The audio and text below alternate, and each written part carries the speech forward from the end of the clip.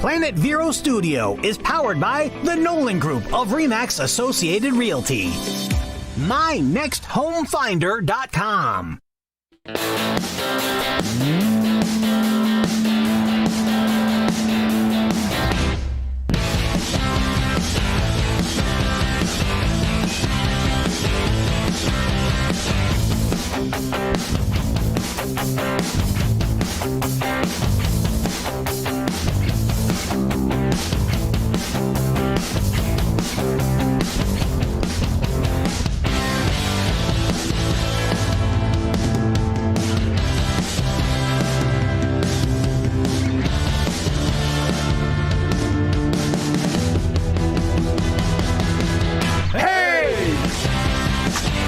That's the Fivette right there, man. That's the new band. The new name of this new band is the Fivette. Oh, yeah? Fivette? Yeah, that's the Fivette right there, man. That's the Fivette 5. Fivette 5. The Fivette 5, like Greg Gumbel here. Greg, he's got the Fivette 5. Or the 5 or whatever. The 5. The 5. The 5. That was the 5. Greg Gutfeld. Yeah, 4 + 1. Gutfeld, right. Yeah. It's 5. So, but 4 + 1. you got a car show to talk about? 1 + 5. Yeah, we'll get back to our show. That Todd's doing? Oh yeah. Well, you want to talk about that? Yeah, just bang that real quick. Yeah, we'll bang this out real fast. This is Todd Byron's. No. Okay. I mean, I'm going to be part of it. This is a car show on November 20th. Right. And is it just a car show? What is it? Yeah, it's basically just a car show. Okay. They have a... Who's they? This is C.J. Willis. C.W. Willis, Chris Willis and his wife and their kids. They've got the nursery and that. They're really good people. I've known Chris for a long, long time. 9th Street Southwest. Oslo Road. It's just west of like the Winn-Dixie and... So it's just west of 27th? Yeah, west of 27th. 37th, yeah. 3700. It's at 3709th Street Yeah. Southwest in Vero Beach, and that's November 20th. Yeah, on a Saturday. They have a bakery, but it's a bakery. They call it a bakery, but they serve great food. It'll be open. It's new. Yep. There'll be some vendors there. I'm sure. I know Brandon from Upscale Detail will have a nice booth there. Yeah, and he might bring out a Lambo or something. He's got a Lambo zone. Yep. So I'm sure. And, it's going to be a mix of cars. It's not all just muscle cars. Right. It's going to be everything. Because like the Lotus Group will probably be up there, right? The big Lotus Group that they have in Vero. Yeah. And I think, it initially started out with the older stuff, and then Chris approached me. I was there at his spring festival that he had. I brought my couple weeks ago. C10 there, yeah. And he asked me if I'd be interested in joining him, to make it something than what he had. Last year I think he said he had like 10, 15 cars there. I want to know if you can help him to make it. And he's got plenty of property over there? Oh yeah, a lot of parts. Okay. Yeah, and I was talking to Julie earlier, Todd's wife Julie, and she said that they were going to open their store and they were going to have a lot going on for this event. That it was going to be pretty big. We do know that Haggerty Insurance has stepped up and is doing quite a collection of some good offerings in a bag, goodie bags, 100 bags for everybody. So we do want a good turnout for this. Now, is there a price on this show? Because it's not on the flyer. I was just wondering. I think it's $15. They are. That is limbo right now. They are talking about maybe not charging for this as they want to have a good turnout and stuff, but maybe a donation on something or whatever. But that'd be nice. But it wasn't printed because they were undecided at this time. Okay. They only have a couple pre-registrations. And Mike, this is another one for us. I told Julie, let these people know not to worry about pre-registration. Yeah. Right. Yeah, Cold fronts are coming through. We don't pre-register a lot. It's just. Yeah. It's just people will show up. That's right. If they don't want to build it, and they will come. Yeah. Build it, and they will come. Yeah, because how many times you get 10 or 15 pre-registrations, but the day of there's like 80. That's right. Right. That's right. Yeah, I mean pre-registrations don't really mean a whole lot. Don't. And if they don't want to charge that's fine with me. Set the date and time. Is it on there? Is it on their website? Because you got the web here, CWWillisFamilyFarms.com. It might be. I didn't talk to. Well, anyway, it's November 20th. Get Chris or one of his kids on here, but they're gun shy when it comes to radio. Right. It's on November 20th from 10 to 3 right here on Willis Farms, right down here in Vero Beach, 3700 9th Street Southwest, Vero Beach, November 20th. That's a Saturday, I believe. Yeah, are you in town for that, Mike, or are you already gone? I should be here. Okay. I'm leaving I won't be here for Thanksgiving week. I am leaving town on the 20th, but I will stay until at least noon. Okay. To come down and support this and be there and do as you guys did for me over the weekend and what. So we'll do that. So this will be a good event, and we'll learn a little bit more, and we'll get some more feed on this next week, and we'll know about entries or donations or whatever we need to do on that. But that is the 20th of November. That's 3700 9th Street Southwest in Vero at the C. Willis Farms. C.W. Willis. C.W. Willis. I don't know why I'm going with CJ. I don't know. Because Julie and the Jeep and all that, right? So, and then we went to another car show on Sunday. We went to another car show on Sunday that was in my backyard in Palm Bay. That's where I reside now, I guess. And Todd came cruising down US 1 in the 67 C10. Yeah, I seen that Chevelle. Did you? Well, we'll talk about that in a minute. I was on my way out the door. So on the way in the door, we pulled in, and I gave him a whistle. I was down in the back 9 by myself, and Tom had just pulled in, and we got them down there, and a couple other cars came around. So we had about 60 cars. Yeah, probably. Yeah, maybe. Yeah. You had some nice ones there. There were some pretty nice. Some pretty nice cars. Pretty nice cars. A couple brand new vets. The vet guys always show up. Always show up. A couple real old vets. One that was a. I think they had one for every award. Yeah. Ooh. Well, let's just cut to the chase then. Let's talk So awards. this was at Space Coast Harley Davidson, Palm Bay Road and I-95. Great event, great venue, great place, great people. Yeah. Something happened at the end. The awards went awry. Right. It was touted as an all GM show. Correct. Apparently, somebody there must have complained.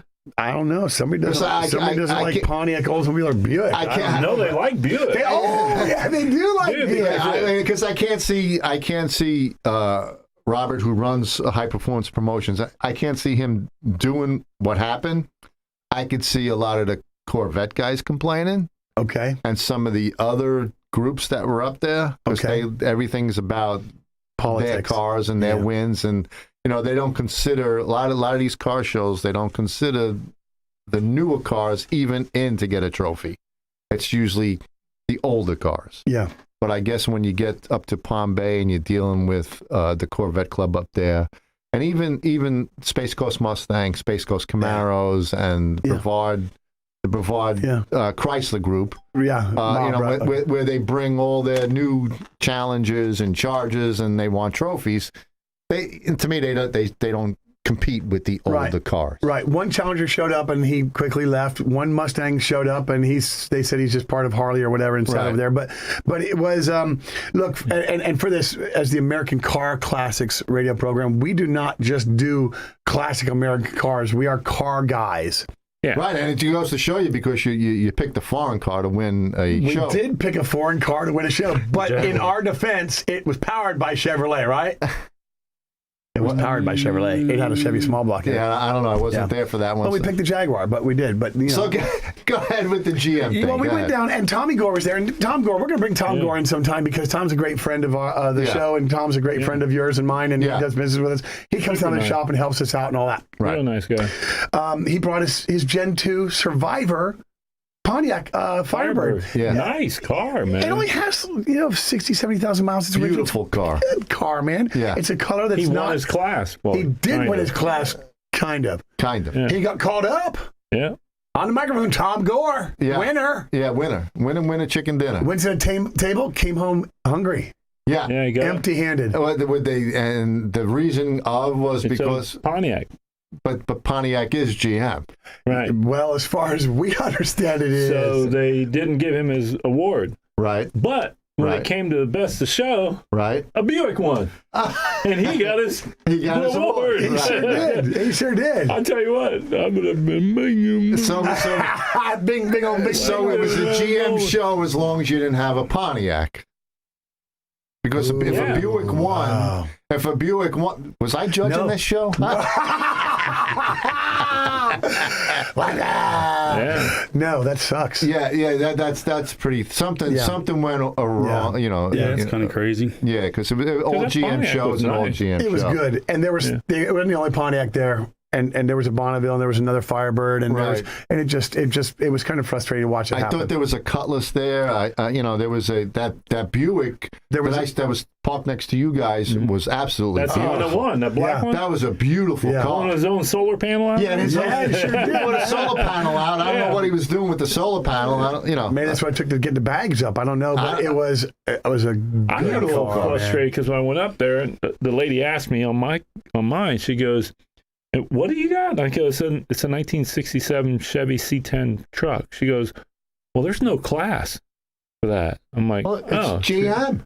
So I put, okay. So she says, "What class are you?" She says, "So no class." So I put no class. I figured they had something for Yeah. Well, no class. They didn't judge me. You know what I'm saying? I was wondering because we were sitting there talking, me, you, and the longer-haired older gentleman. Yeah, John. The That's two right. guys were standing there looking at the truck, and they're looking at the thing, and they're looking at the truck, and they're talking to each other. They keep looking at it, and they turn around and just walk Walked away. Yeah, yeah. I'll tell you what, though, That's being a weird. judge, because I've judged a car show under Me the jokes too. with Yeah. Todd and all that stuff. Right. And we did Kenny's, and Yep. we picked a guy from Port St. Lucie last year, his car show to win. I mean, this car, the frame was painted. This right. car was beautiful Yes, I top to remember bottom. that. Yeah, yeah. And at the end of the show, this guy was just cussing me out because I didn't pick his car to win. So, Yeah. and he's like, Oh, no one yeah, even judged boy. it. I'm like, we did. Yeah. So, Kenny and I went over there and we looked at the car. I'm like, okay, it's a nice car. Don't get me wrong, but look at your car versus that car. Your frame's not, painted and done Right. up like this. I mean, look at the undercar of this. Look at his brake rotors. Look at yours. Yeah. I was like, you have a nice car. Don't get me wrong, but you're not in the same caliber of that car to him. be best to show. Yeah. And that dude was just pissed off and yelling at us. Remember that Yes, I little do. guy? Oh, There's, I there's was a like, lot, it was there's my a show, lot I of remember. people like that Yeah. they want their little, Yeah. $3 trophy, and Yeah. that's why I say, I you wish know they what? were $3. Yeah, that's why that's why I tell guys, if you're gonna have a car show, give everybody a free T-shirt. Yeah. Give them a T-shirt. This way, they're walking away with something instead of a goodie bag with a bunch of pens We had in the it. guys, I won't mention no names, but you know who the guys were fighting over the same cars. Oh, my car's better than his. Well, he won last year. What about mine? yeah, Right. yeah. It's like, hey, guys, it's like, hey, relax. But It's a car show, man. But those two guys are always at each other. But they're fooling around most of the time, so that's not too Yeah. bad. But and then the thing with like the fire extinguishers, that's another thing that the car shows get. Yeah. If you're gonna have a car show, think it through. Like obviously, it didn't sound like Palm Bay was too well organized. Right. And then you got to let people know. Are you going to have a fire extinguisher? Is it a requirement? Yes or no? Because we get that all the time when we judge the show. Yeah, Right. AACAs are a lot. That's a lot different than Kenny's car show. Right. But Right. there's guys that are set to those rules, and then when they go to the car show, and if this guy wins and doesn't have a fire extinguisher, you've seen it, they flip out. Yeah. And it's like, hey, My guys, it's all for fun. Yeah. Yeah. Absolutely. I'm going to cut myself short. yeah. I'm going Cut yourself short, dude. When we come back, we'll talk more about these car shows. All right. Yeah. Or break.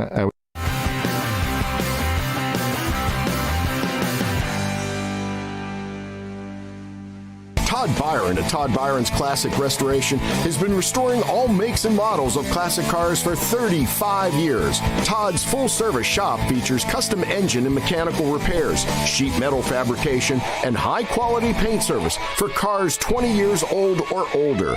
Stop by and say hello to Todd and Julie Byron at 1212 23rd Street, right here in Vero Beach, or give them a call at 772-213-8956.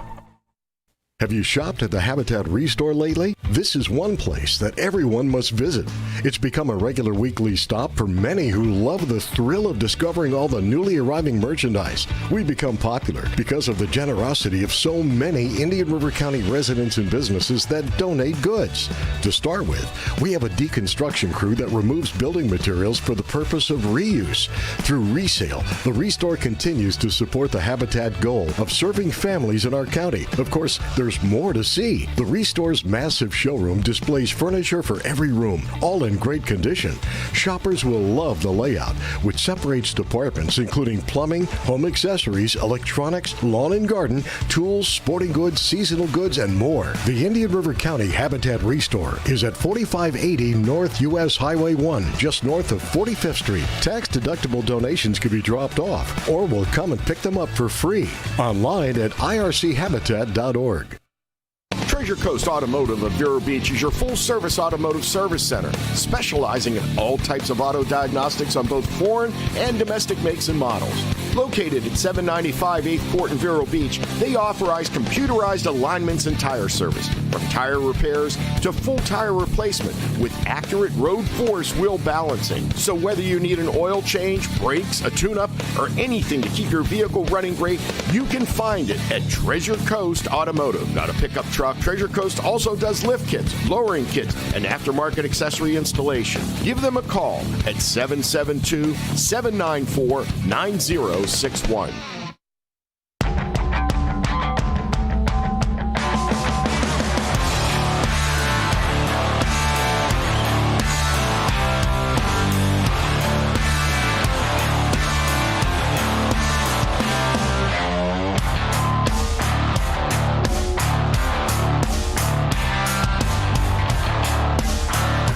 Welcome back, everybody. We only got about 15 minutes, and I've got a lot to say. What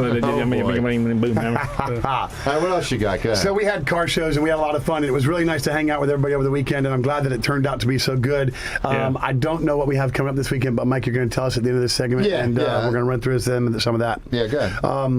There was a couple stories that we had done a check on a couple weeks back, and I went back and did a little follow-up on one of these things. This is a little bit of news we're going to do here real quick. The story was 10 things that are fake on counting cars, which is Danny Coker. Out in Las Vegas. Got and he's got on his Counts head. Customs. Yeah. That's right.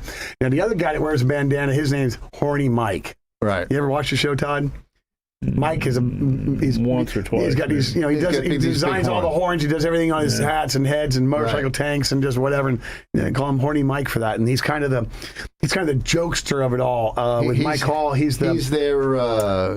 does what you do with the paint. He pinstripes. He airbrushes. He does Ryan. There's a lot of airbrush. No, so Ryan is the painter. Ryan is the big time with the ponytail that doesn't seem to stop growing, and he's the fab over painter. Right. He does some silk cloth and some gold leaf and some crazy old school George Barris stuff that we just used to awe about in the magazines when we were growing up, and all that. So Horny Mike is just their airbrush guy. Yeah, he's kind of the court gesture of the group, though. But but they talked about it in this research that I did a little bit on, and he really is in the area of the Vega. He is one of the top pinstripers, airbrushers going. Okay. I mean, he really has a solid name for himself. Okay.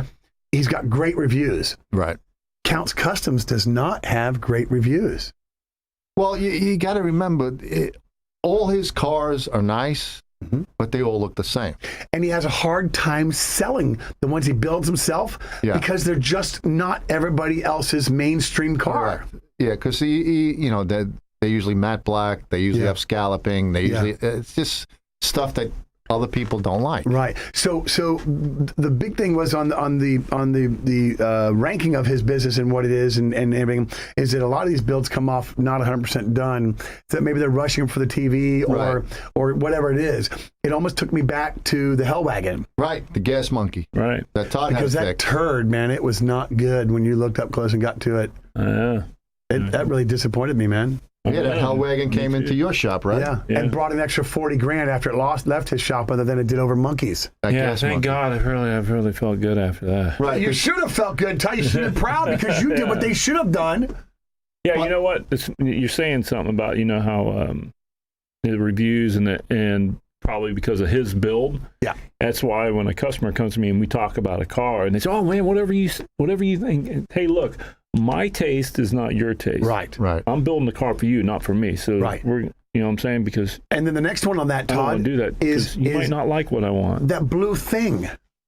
Yeah. That blue thing. Yeah. What is that thing? The Volkswagen thing. Okay. Volkswagen thing. Yeah, that's what it's called. The thing. This truck has been there for 2 years. 2 years, and you're always working on it. Yep. I don't think we've touched it in the last couple weeks, but we are. Right. We're getting back. But this owner has changed. A lot. Yeah. And I'll tell you what, the guy is super.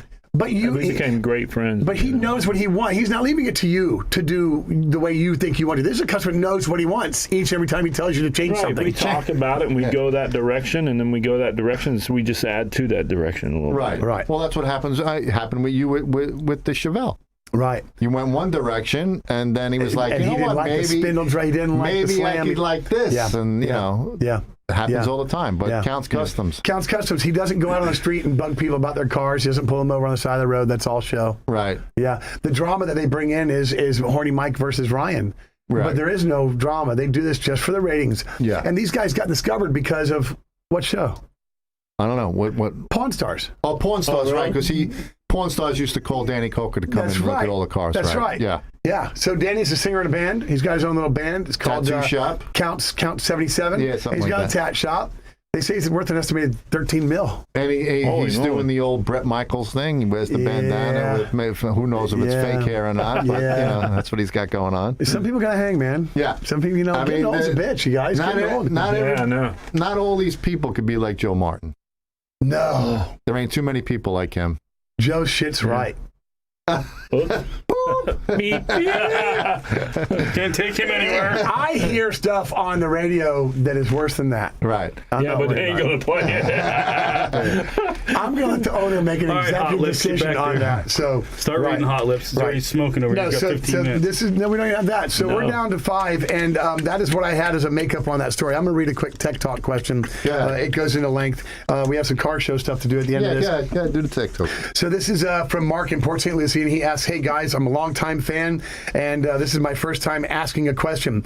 I have always tried to do this to do my own work. It is my own." He says, "It is my way of spending." Of separating myself from a day-to-day life. He says, "I'm working on a fiberglass kit car, and I think I want to shoot some metal flake."